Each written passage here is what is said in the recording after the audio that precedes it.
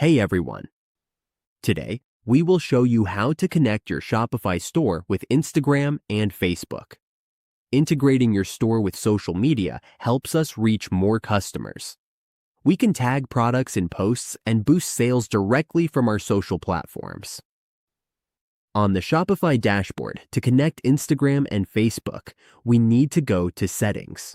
You can find Settings in the lower left part of the dashboard. Once here, we just need to click Sales Channels. Here, we will see the option to add Instagram and Facebook. Just click this option in Shopify. Next, we need to click on Facebook first. Here, we will see both Facebook and Instagram. Click Install.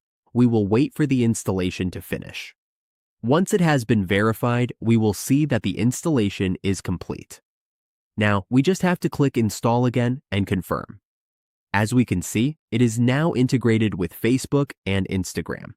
We will just need to log in with our credentials and click Get Started. And that's it. We now know how to connect our Shopify store with Instagram and Facebook. This integration makes it easier for customers to discover our products and shop with ease.